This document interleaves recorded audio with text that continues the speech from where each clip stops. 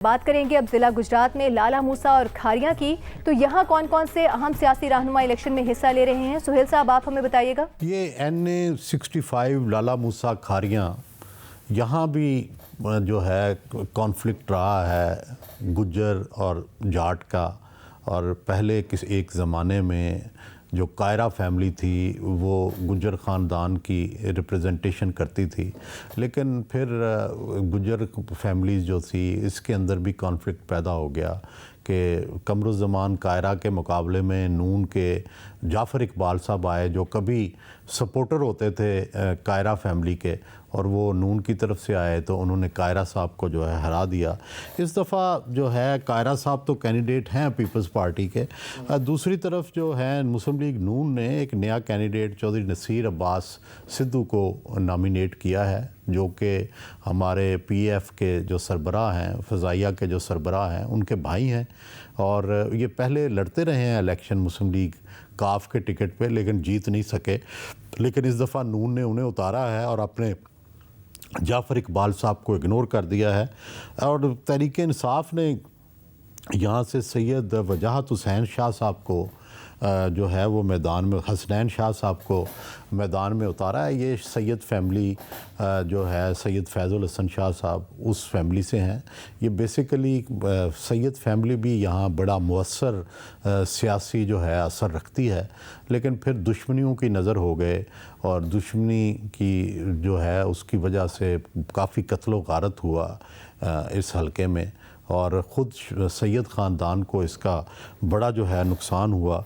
और अब जो है, अब वो ख़ुद तो फैज़ुल हसन शाह साहब इलेक्शन नहीं लड़ रहे क्योंकि कई उन्हें कानूनी मुश्किलात और सियासी मुश्किलात हैं, लेकिन उनके भतीजे जो हैं वजाहत हुसनैन शाह साहब, वो तहरीक इंसाफ के हमायत याफ्ता हैं। जमात इस्लामी के चौधरी सत्तार साहब हैं। तो ये देखना ये है कि इस दफ़ा कायरा साहब नेशनल लीडर हैं, लेकिन अपने हलके की सियासत में इतने फंसे हुए हैं।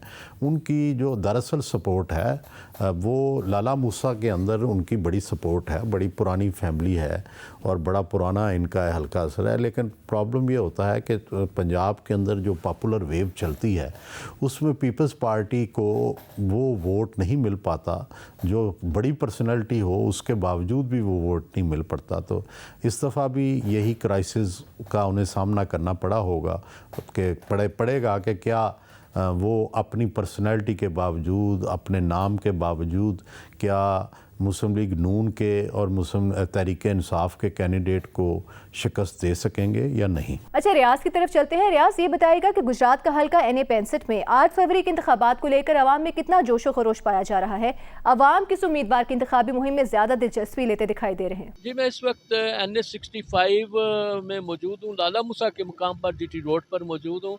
और ये एक आम बात यह है कि ये NA-65 जो है वो डिंगा और लाला मूसा पर मोहित है। इस हल्के से जो साबिक वज़ीर इत्तलात और साबिक गवर्नर गिलगित बल्तिस्तान और पीपल्स पार्टी के रहनुमा कमरुज़्ज़मान कायरा इस हल्के से इलेक्शन लड़ रहे हैं, जबकि मुस्लिम लीग नून की तरफ से चौधरी नसीर अब्बास सिद्ध जो इस दफ़ा पहली दफ़ा यहाँ इस हल्के से इलेक्शन लड़ रहे हैं, और ये पहले भी एक दफ़ा इन्होंने हिस्सा लिया था लेकिन कामयाब नहीं हो सके थे। इस वक्त जो उनको एक एज है कि वो एक हाई ऑफिशियल के साथ उनका रिश्ता है और वो उनके बड़े भाई हैं ये।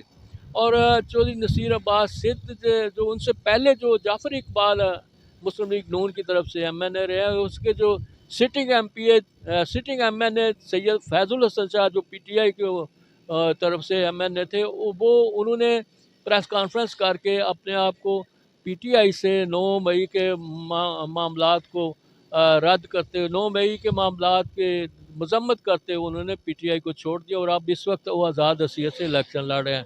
लेकिन इसके मुकाबले में इनके साथ ही जो है उनके एक भतीजे हैं चौधरी वजाहत हुसैन, सैयद वजाहत हुसैन जो है वो PTI की तरफ से आज़ाद कैंडिडेट की हैसियत से इलेक्शन लड़ रहे हैं। और ये भी चांसेस यहाँ पे ज़्यादा है कि मुस्लिम लीग नून और पीपल्स पार्टी और PTI के दरमियान में यहाँ मुकाबला देखने को मिलेगा। इस वक्त यहाँ भी मसला यही है, गुज्जर बरादरी और जट बरादरी और दूसरे बरादरियाँ और सैयद बरादरी इस हल्के में ज़्यादा मौजूद है। तो यहाँ पे जो पीटीआई के अरकान के अलावा ये बरादरियाँ बड़ा अहम किरदार अदा करती हैं। यहाँ पे ज़िला गुजरात में सबसे बड़ी आम धड़ेबंदी और बरादरी काउंट होती है। अगर हम धड़ेबंदी के साथ करें तो सैयद बरादरान की जो धड़ेबंदी है वो एक अपनी जगह पे मखसूस है। चौधरी बरादरान की वजह से उनके चौधरी बरादरान का भी एक हल्का मौजूद है। इसलिए मुस्लिम लीग नून के जो अपना चौधरी नसीर अब्बास सिद्धू जो है वो भी उनका एक अपना हल्का मौजूद है, जबकि कमर ज़मान कायरा जो है पीपल्स पार्टी के वो गुजर बरादरी के साथ तल्लक है और वो उनकी इस हल्के में है।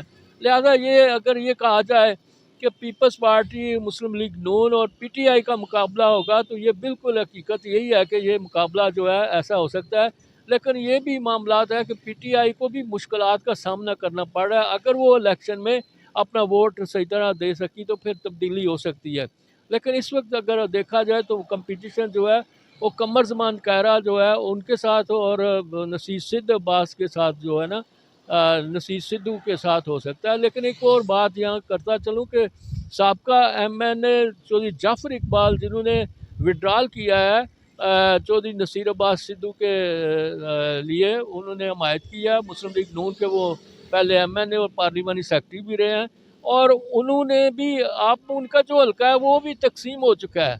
वो मुकम्मल तौर पर चौधरी नसीर अब्बास सिद्ध के साथ नहीं आया, बल्कि उसमें कई सारे लोग रिश्तेदारी की वजह से वो चौधरी कमर ज़मान कायरा को सपोर्ट कर रहे हैं। लिहाजा ये हल्का भी बड़ा मुतात वाला हल्का है। इसमें कौन कामयाब होता है ये 8 फरवरी को ही पता चलेगा। शुक्रिया आपका रियाज, आप हमें अपडेट कर रहे थे। सुहेल साहब की जानिब चलते हैं। सुहेल साहब ये बताइएगा, गुजरात डिवीजन में जिला मंडी बहाउद्दीन की अगर बात करें तो यहाँ पर कौमी असम्बली के किस हल्के में कांटेदार मुकाबले की तवक्को है? देखिए जी, ये NA 68-69 है मंडी बहाउद्दीन, और यहाँ पे जो है बड़ा दिलचस्प मुकाबला मुतवक्को है। एक तरफ जो मुस्लिम लीग नून ने नासिर इकबाल बसाल साहब को टिकट दिया है। नासिर इकबाल साहब जो हैं, इनके दादा चौधरी मानक बसाल किंग ऑफ बार कहलाते थे और बड़ा इनका असर रसूख था और अभी तक उनका नाम जो है उस इलाके में बजता है। और इनके जो वालिद थे इकबाल बसाल साहब, वो भी रुकने असम्बली रहे। इनके भाई जो हैं इमदादुल्लाह बसाल, वो बड़े नॉन ब्यूरोक्रेट हैं और सेक्रेटरी टू CM भी रहे हैं, अब फेडरल सेक्रेटरी हैं। तो इनका भी बसाल साहब का बड़ा वहाँ काम है और बड़ा असर रसूख है। दूसरी तरफ इस दफ़ा जो तहरीक इंसाफ ने जो उनकी वेबसाइट पे टिकट नज़र आ रहा है वो कौसर परवीन भट्टी साहिबा को दिया है। कौसर परवीन भट्टी साहिबा जो हैं, ये जो चौधरी परवेज़ इलाही के जो सेक्रेटरी थे मोहम्मद ख़ान भट्टी, उनकी अहलिया हैं। तो ये ख़ानदान पहले चौधरी फैमिली के जो थे उनके ख़ास जो बंदे हैं उनमें शामिल हुए।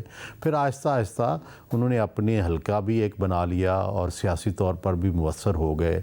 साजिद भट्टी जो हैं वो मोहम्मद ख़ान भट्टी के भतीजे हैं, वो भी रुकने असम्बली हो गए। और मोहम्मद ख़ान भट्टी जो हैं वो सेक्रेटरी टू CM भी हो गए। तो इस हवाले से उन्होंने उस हल्के को भी बड़ी तवज्जो दी। मंडी बहाउद्दीन उनके इशारे पे चलता था, लेकिन अब वो बड़े अरसे से जहाँ चौधरी परवेज़ इलाही कैद हैं, मोहम्मद ख़ान भट्टी भी जो हैं वो कैद हैं। और पीपल्स पार्टी ने यहाँ से फ़ख्र उमर हयात लालिका को टिकट दिया है। और ये लालिका साहब उमर हयात लालिका के बेटे हैं, प्रोफेसर रहे पहले FC कॉलेज में, और इनके भाई जो हैं वो SP SSP और DIG रहे हैं बल्कि। और आज़ाद वसीयत में यहाँ नज़र मोहम्मद गोंदल साहब जो हैं वो इलेक्शन लड़ रहे हैं। उनका भी कहना है कि जी मुझे PTI की हमायत हासिल है। ये भी सुना जा रहा है कि कुछ ना कुछ भट्टी फैमिली और गोंदल फैमिली के अंदर कोई अंडरस्टैंडिंग डेवलप करने की कोशिश जो है वो जारी है, लेकिन ताहाल अभी ये अंडरस्टैंडिंग नहीं हुई। नज़र मोहम्मद गोंदल साहब की फैमिली ये अफजल चंद साहब के भी रिश्तेदार हैं। नज़र गोंदल साहब जो हैं वो ज़िला कौंसिल मंडी बहाउद्दीन के जो हैं वो नाज़म भी रहे हैं। इनके भाई जो हैं जुल्फ़कार गोंदल वो भी MNA रहे हैं। तो इनका भी काफ़ी, गुंदल फैमिली का भी काफ़ी मंडी बहावलदीन में असर रसूख है। लेकिन देखना यह है कि आज़ाद हैसियत में क्या वो अपना वो मकाम हासिल कर सकेंगे जो माजी में वो एक ज़माने में पीपल्स पार्टी में थे, फिर वो पीटीआई में चले गए, और क्या अब पीटीआई ने उन्हें क्यों टिकट नहीं दिया, और क्या उनकी अंडरस्टैंडिंग भट्टी फैमिली से हो सकेगी। अगर तो हो गई इनकी आपस में अंडरस्टैंडिंग तो फिर इनकी पोजीशन जो है वो खासी मजबूत हो जाएगी।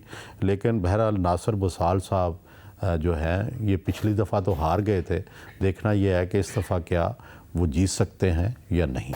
ठीक है, सुहेल साहब हमारे साथ ही मौजूद रहेगा। मंडी बहाउद्दीन में हमारे नुमाइंदे तारिक महमूद मौजूद हैं, उनकी तरफ चलते हैं। तारिक, आप ये बताइएगा कि मंडी बहाउद्दीन के हल्का NA-69 में क्या मजमूई तौर पर सूरत हाल है, इंतखाबी गहमा गहमी कैसी है, किस उम्मीदवार की इंतखाबी मुहिम में ज़्यादा रौनक नजर आ रही है? जी बिल्कुल, जहाँ तक बात की जाए मंडी बहाउद्दीन के हल्का NA-69 की, तो यहाँ पर मुस्लिम लीग नून ने नासिर इकबाल बुसाल को अपना उम्मीदवार नामजद किया है, जबकि तहरीक इंसाफ ने यहाँ पर कौसर परवीन को अपना उम्मीदवार नामजद किया है।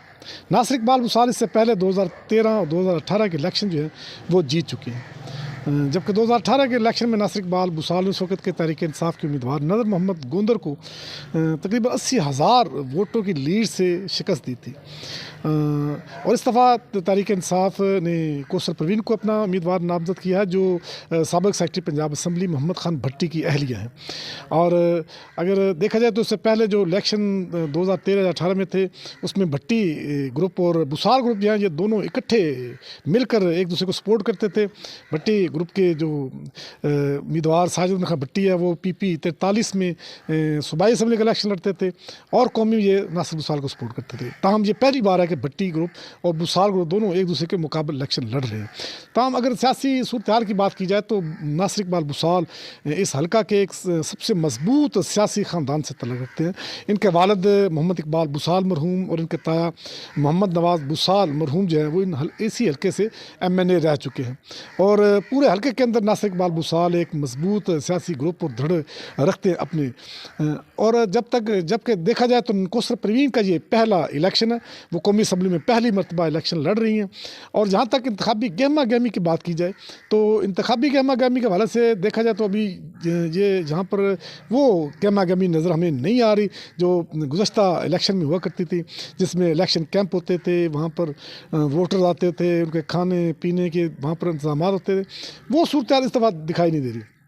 मुस्लिम लीग नून जो है वो अपनी इलेक्शन कैंपेन जो वो चला रही है, वो जलसे भी कर रहे हैं, कॉर्नर मीटिंग्स भी कर रहे हैं और वोटर्स के साथ रब्ते भी कर रहे हैं, जबकि उससे मुस्लिम लीग नून के अलावा पीपल्स पार्टी, तहरीक लब्बैक, जमात इस्लामी और दीगर आज़ाद उम्मीदवार वो भी अपनी इलेक्शन कैंपेन कर रहे हैं। ताहम जो तहरीक इंसाफ की उम्मीदवार है कौसर परवीन, उनकी इलेक्शन कैंपेन दिखाई नहीं दे रही, वोटर्स के साथ रब्ता या कोई जलसा या कोई कॉर्नर मीटिंग उनकी दिखाई नहीं दे रही।